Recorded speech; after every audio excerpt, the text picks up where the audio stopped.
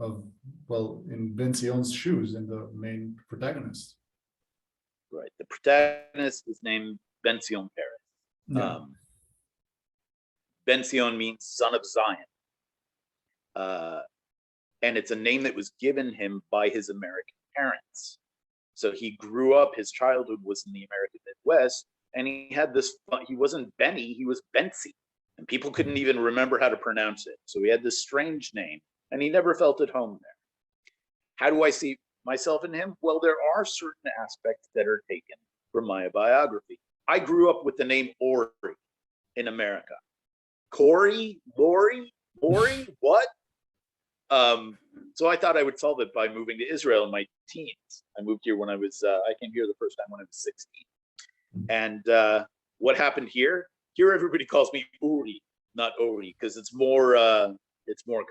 So it didn't really solve things. So there's that dynamic. There are a few other dynamics, but I would ask this. I want to turn it around and ask you, since you know me, what aspects of Bensi reminded you of me as a person? Well, basically, you mentioned it's more reflective also in the second essay that you sent me, but the army part is very evident. Okay, the trauma army part is very evident in the way you see him and the way you see yourself. Where did you see the army trauma, Jeff? Wait, specifically, where did you see the army come up there? I don't, like, it sounds really horrible. It sounds really, really unprofessional, but I don't even remember it. I saw, the conflict between, I feel like I didn't feel like that was in you, but I felt like there was a specific conflict between Israel and the US, because you are American and you do live in Israel. So it's like, it's odd because, like, I feel it here in Australia, like in Israel, you're not really Israeli, and in America, you're not really American. So right. that's definitely evident here. I don't know. The place where the army comes up in this chapter, it comes up specifically, is when he's walking at night to go back to see the house. The same day that he sees the house in the opening scene, really in the third paragraph, he comes up to the house. That night, he can't sleep, so he goes to wander the neighborhood, which he loves wandering at night. It's something he's always done. Yeah. And on the way back to the house, he catches himself turning around and his eyes going to sweep balconies and rooftops. It's a habit he's never shed. It's like he's on patrol. It's embedded in his body. When he's walking alone, he'll walk down the street and he'll turn around. He's alone at night. It's not if he's walking to a dentist appointment at 3 p.m. But if he's just strolling alone at night, he'll find himself just turning on his heel and checking rooftops and balconies and windows, which is what you do when you're on patrol in a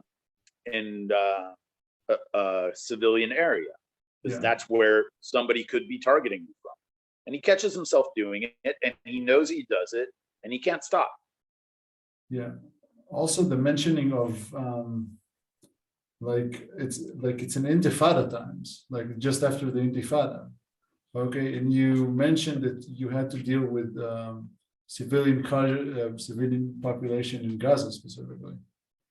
So I think that really involves that, and the fact that he ran away from the intifada in some point, like from some point, and you had to handle it, to handle something that he didn't encounter in the intifada, but he just went away from these problems, which you don't. You write them down.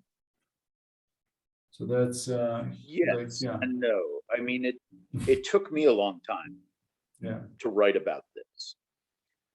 What happens in the intifada, and there are 2 chapters later in the book where one really tells the story of a day being a squad commander in the infantry on patrol during the first intifada. He's returning to Jerusalem in the present of the book right as the second intifada is ending. But he had served in the first intifada. And there's a chapter following that where he's debating with friends whether he should refuse to go back, because this is not what he signed up for. He thought he was signing up for defending the lives of Jewish children in the Jewish homeland after the Holocaust. And he was doing that. But he discovers it's not so simple. And he ends up not refusing. He doesn't refuse to serve there. But it spurs him to start looking at history differently. And he ends up doing his first degree in Israel at the Hebrew University in Jerusalem, and then leaving for graduate school. And that's where he falls in love. So it takes a while to start thinking about this stuff and writing about this stuff. We were talking beforehand about